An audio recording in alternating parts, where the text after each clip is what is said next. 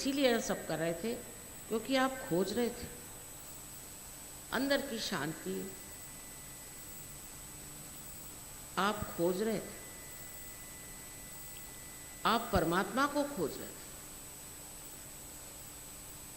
लेकिन इस खोज में रास्ता थोड़ा चूक गया, गलत रास्ते पे हम चले और क्योंकि जिसने चला दिया वो चल दिया। फिर उसके बाद अपने यहाँ गुरु घंटालों की कमी नहीं, ऐसे ऐसे गुरु घंटाल बैठे हुए हैं और ऐसी ऐसी बातें पढ़ाते हैं कि उसी के चक्कर में इंसान आ जाता है। एक एक का सुनिए तो मैं आश्चर्य हूँ।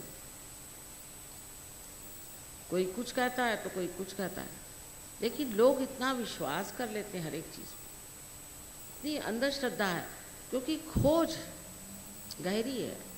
इसलिए जो भी मिले, जो भी कुछ कहे वो मान ले।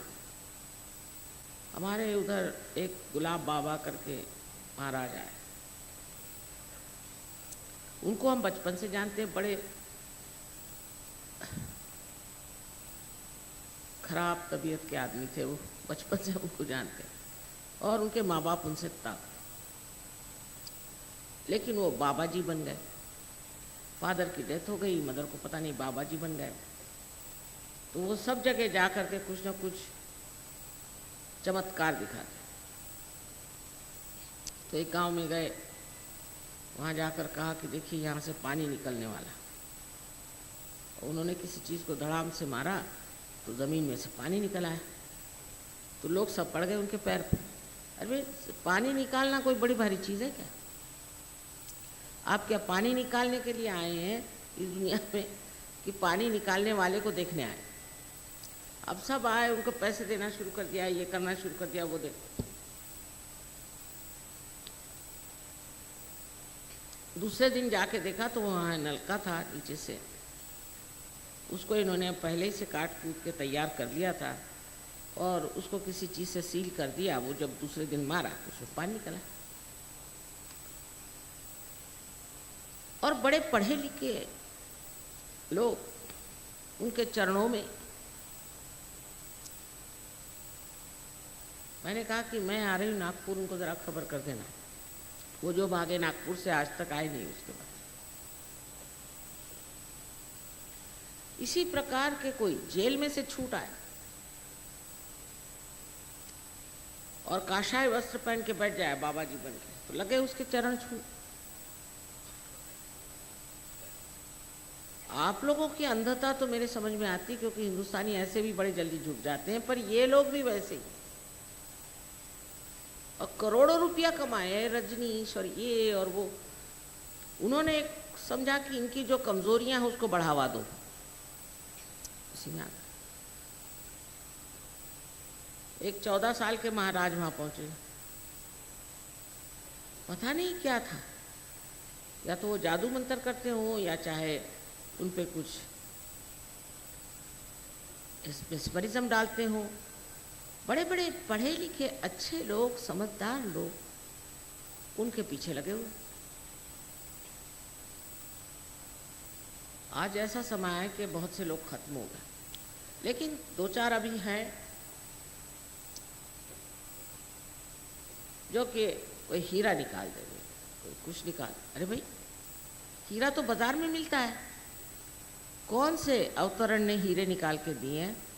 आपको पाना क्या है, हीरा कि परमात्मा? अपने आत्मा की आप खोज में जा रहे हैं। तो पहला ये अंदाज हमारे अंदर होना चाहिए कि हमें जो प्राप्त करना है वो हमारा शुद्ध आत्मा स्वरूप। क्योंकि सत्य यही है कि आज आप ज़रूर इंसान के रूप में बैठे, किंतु आप शरीर, मन, बुद्धि, अहंकार आदि उपाधियां नहीं हैं। आप शुद्ध आत्मा है, उसे आपको प्राप्त करना। पहले इस सत्य को जान कि जब तक हम आत्मा को प्राप्त नहीं कर सकते तब तक हमने कुछ पाया नहीं। ये सब झूठी बातें। नानक साहब कहे, सब कह गए, गुरु वही जो साहिब मिली है। पर वो सब पढ़ने का वो को दिमाग में नहीं जाता कि ये क्या कह रहे हैं भाई।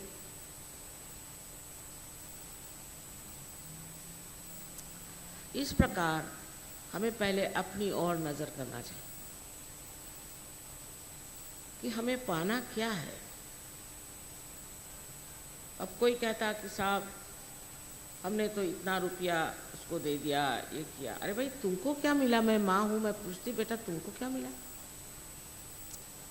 या कोई कहता है कि हमने 1 लाख जब किए और हमें हार्ट अटैक आ गया। आना ही हुआ, क्योंकि आपका कनेक्शन ही परमात्मा से नहीं है। तो आप जब कैसे कर रहे हैं? अपने प्राइम मिनिस्टर का ही नाम अगर ले लो तो पुलिस पकड़ लेगी। तो वो तो सबके आश्रय, उनका आप नाम ऐसे लेते हैं जैसे आपको सबको अधिकार है उनका नाम लेने का। वो जो बताया था कि नाम लो, इसलिए कि ध्यान अपना परमात्मा पे रखो।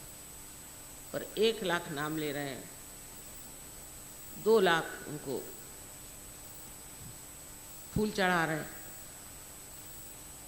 इससे आपका गणित अच्छा हो सकता है, पर आप आत्मा को नहीं प्राप्त कर सकते। अपने जो शुद्ध स्वरूप है उसको आप नहीं जान सकते।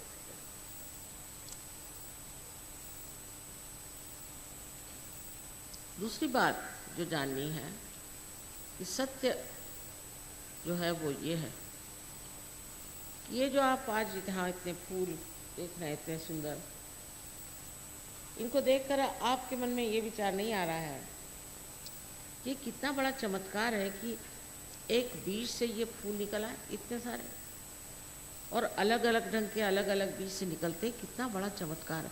ये कैसे हुआ? इसकी करने की शक्ति कौन सी है? हमारे चारों तरफ ये निराकार शक्ति परमात्मा की चैतन्य स्वरूप फैली, वही ये सारा कार्य करते। हम सवाल नहीं पूछते अपने से, आखिर ये दिल कौन चला रहा है? तो डॉक्टर कहेंगे कि ये ऑटोनॉमस नर्वस सिस्टम चला रहा है। तो ये ऑटो कौन है? यह है कौन? और वैसे भी जब हम अपने बारे में कहते हैं तो यही तो कहते हैं, ये मेरा हाथ, ये मेरे पाँव, ये मेरा सर, ये मेरा घर, मेरा।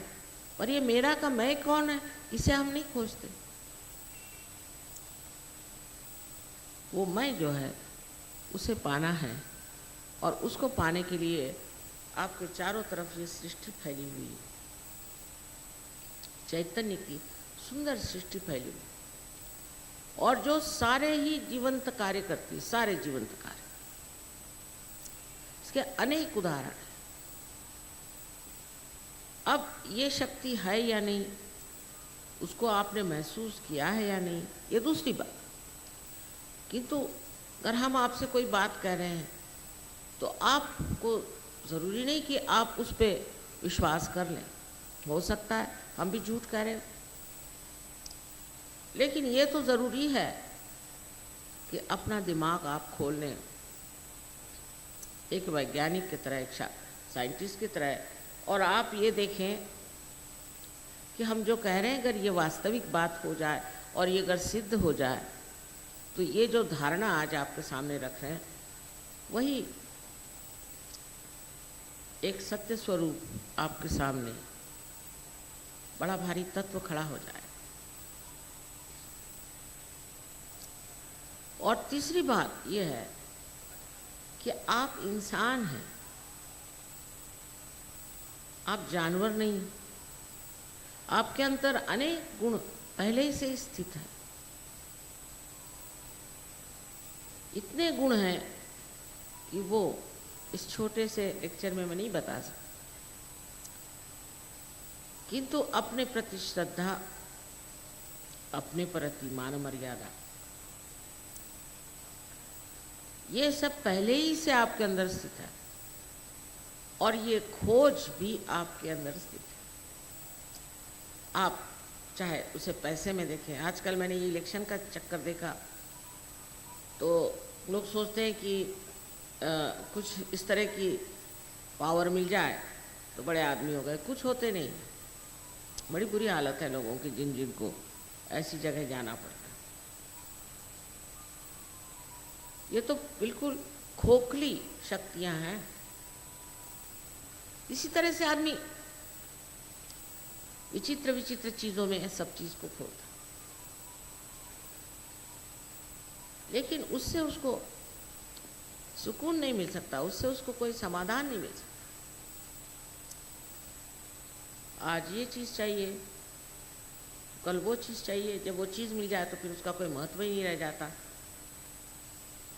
तो एक चीज़ अंदर है हमारे कि जिसे हम शुद्ध इच्छा कहते हैं। बाकी इच्छाएं शुद्ध हैं, तो शुद्ध इच्छा चाहे आप जाने चाहे न जाने एक ही है कि इस चारों तरफ फैले हुए परमात्मा के इस प्रकाश को, इस रूह को हम जानें।